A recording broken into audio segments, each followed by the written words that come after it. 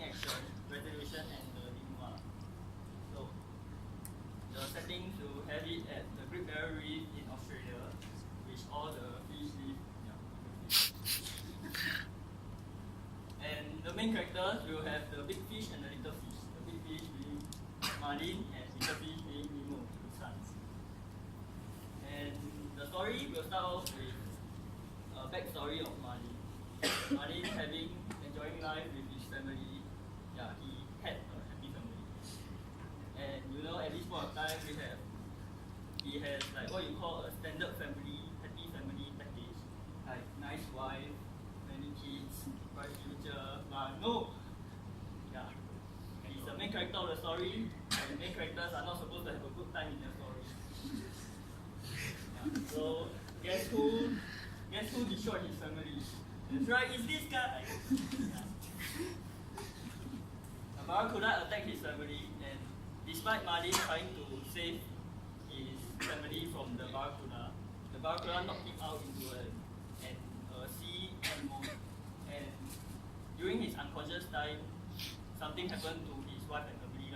And by the time he woke up, his wife and family are gone. He tried finding them, but to no avail. And all he could find was just one egg, which was Nemo. So fast forward to the present, we have Marlin and his grown-up son Nemo.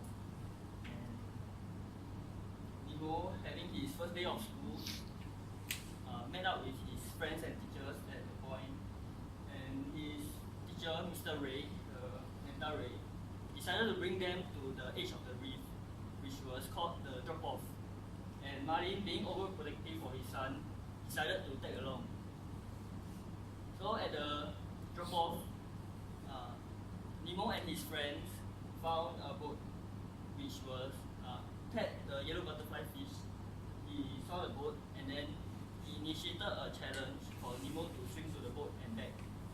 And Marlin, being the overprotective father, obviously he objected to it, and he prohibited Nemo from swimming anywhere near the boat. But then, you know, kids are kids. The more their parents don't want them to do something, the more they'll do it. And then that's exactly what Nemo did. Yeah, and I'll pass it over to see what. Okay, so when Nemo swims near the boat, he touches the boat.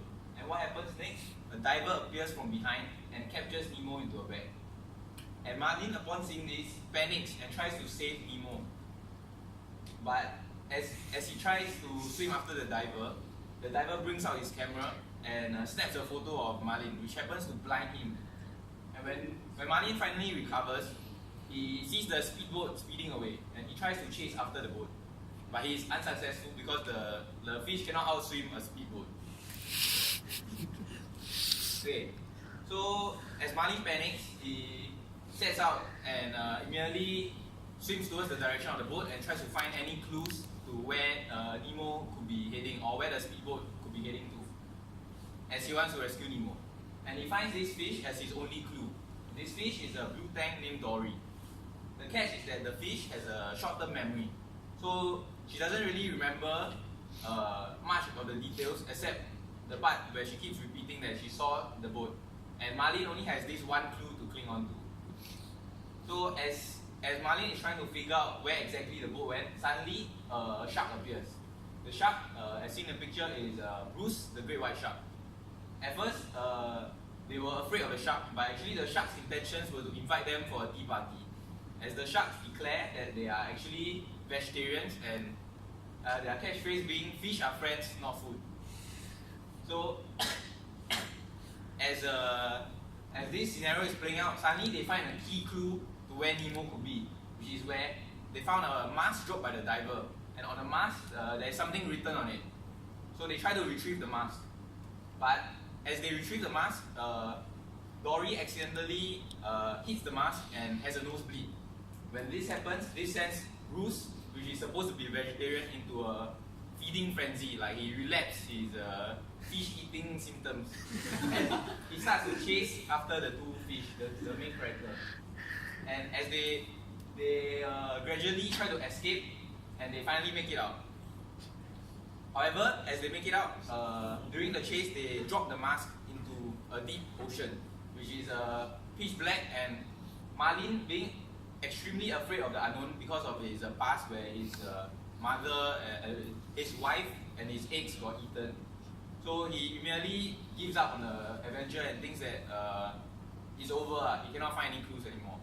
But Dory, being so-called mentor, helps Marlin to overcome his barriers and go into the deep territory to retrieve the mask, to give him the courage. Yeah.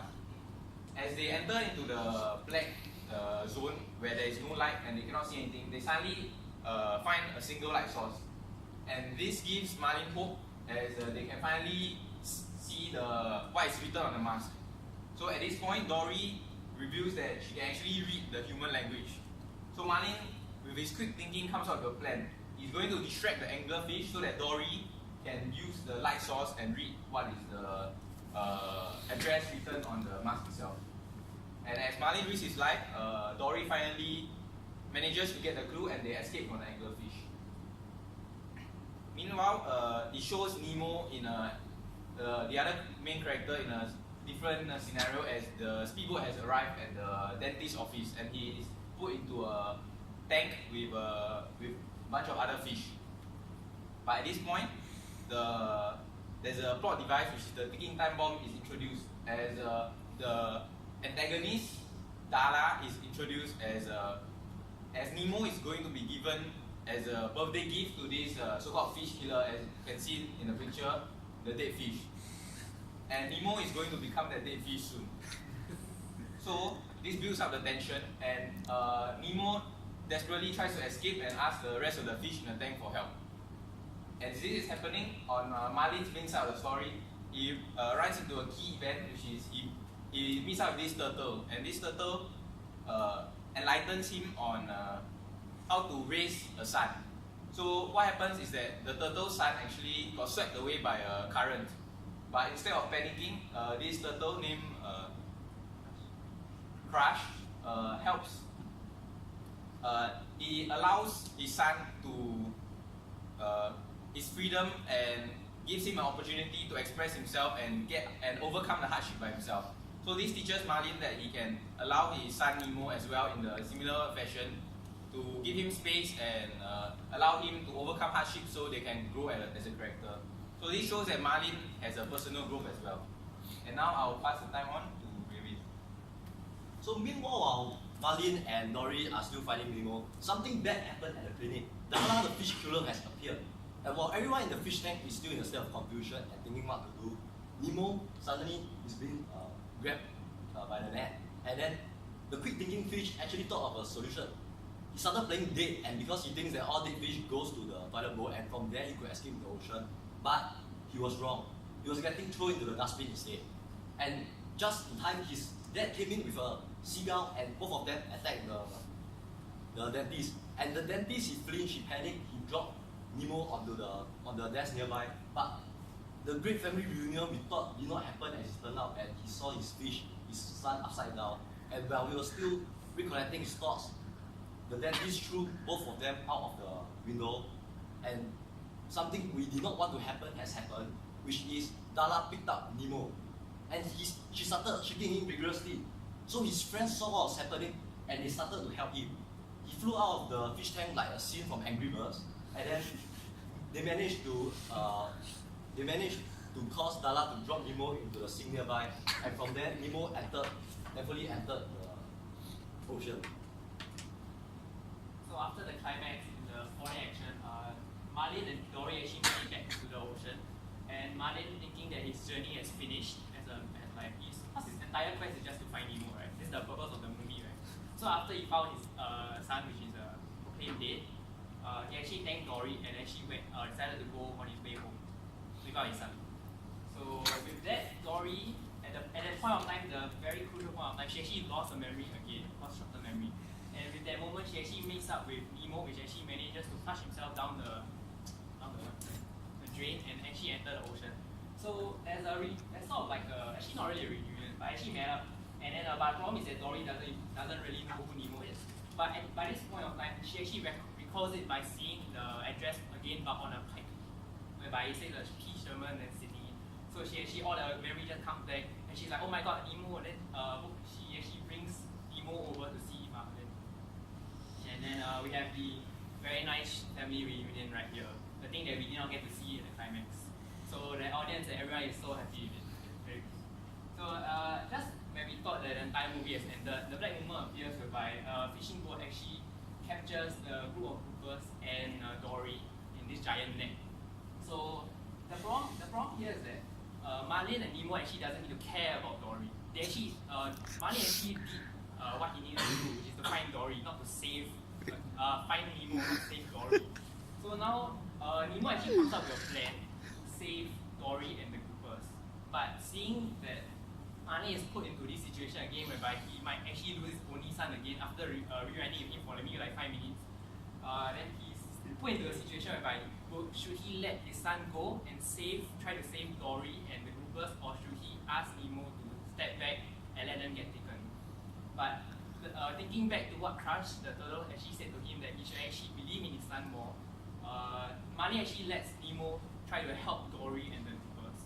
And instead of objecting him from doing this, he actually encourages him whereby he actually supports him and like shouts to him like, hey, you can do this, Nemo, you can do this. And with that, he actually saves everybody, which is the best outcome. So after the black woman, they actually went back to a resolution. They went back to the Great Barrier Reef, right? And they actually live happily ever after, which is the denouement, not a catastrophe. It's a good ending for the story, if you want to know. So moving on to the... So the main goals of the story, the main goal of Marlin is obviously the title itself, to find Nemo. So back when the Barracuda attacked Nemo, we see that when he attacked Marlin's family, we see that Marlin lost everyone except himself and his only son, Nemo. So since then, he feels very guilty that he wasn't able to protect his family back then, and that Nemo being his only son, he felt overprotective of him. He wanted to protect Nemo. So he doesn't want the incident to repeat itself again. But then, because of this, he became overprotective. And we can see from the inciting accident is that because of that, his son Nemo felt that his dad was underestimating him, and he see that as a challenge for him to actually touch the boat. And because of that, this whole thing happened. So Marlin, his subconscious goal is to stop being overprotective. And throughout his journey to find Nemo, he actually met up a couple of people, the dog, Dory, and the turtle, Crush. And because of that, they actually gave him advice on how to become a better parent and give him some parenting tips. And then we'll move on to the archetypes. Okay, so Marlin is obviously a willing hero because he immediately sets out and tries to save Nemo when he's caught. So he overcomes all his barriers of not having ventured out and all his fears of the unknown to immediately go after Nemo. And as seen in the story, there are many points where he could have lost contact, but he persevered through the whole story and through the many obstacles such as the great white shark, the loss of the mask and everything. And he also steps out of his comfort zone and he thinks out of the box and grows as a character throughout the story. And like shown in the mentality where he overcomes his overprotective mentality to allow Nemo to do his own things and take his own responsibility. So now I'll pass it down. Alright, so for the mentor figure, it's quite obvious that it's actually Dory, because she's actually a comic mentor, one of the archetypes for mentor, and she actually serves as a motivation, mostly because if Marlin was alone, he would have never went down into the abyss to find the mask, because he's constantly being scared, he has his own fears, and actually at the start of the movie, he actually said to Nemo that he actually never wanted to interact with sharks, or which he did. So Dory is actually the pushing factor which pushes and encourages Marlin out of his comfort zone and to do what he has to do to find Nemo. And also guides Marlin, although chaotically, whereby he actually interacts with sharks, interacts with turtles, and things that Marlin would have never done. He would probably have to swim across the ocean on his own just to find him if he was on his own. And she actually has a very special set of skills, whereby she can actually speak to whales, she can actually read human language, and she actually has a very good set of skills that actually Marlin doesn't have, and which was very crucial to finding Nemo. Because if she wasn't around, Marlin wouldn't have been able to read the address on the mask itself, so wouldn't even be able to go to the dental clinic. And she actually goes against the norms, whereby she does things that sets the audience thinking like this is not what a character should do in the movie, whereby whereby she actually does it, like interacting with whales, jumping on jellyfishes and everything. She does things that makes people feel like what's going on, but it's actually a good thing because that represents her as a archetype right here. Moving on. Okay, so next we have the Harbinger archetype, which we believe to be Teck, the yellow butterfly fish. Although he's a minor character in the story, we believe that he's the initial spark that started all these inciting moments and the whole story to begin with. Because among the group of friends that Nemo had, he was the first one who spotted the boat. And he was the one who initiated the challenge for Nemo to swim to the boat and back, since he did it himself. And then he's like, come on Nemo, how far can you swim? And furthermore, he introduced himself as being obnoxious. So maybe it's like a little bit of foreshadowing that he will cause some trouble later on, which is mainly the whole story lah. He started off this whole thing. So if it was not for him, right, Marlin won't add on to be like objecting Nemo, and if it's just solely on Marlin's overprotectiveness, Nemo wouldn't have such a strong desire to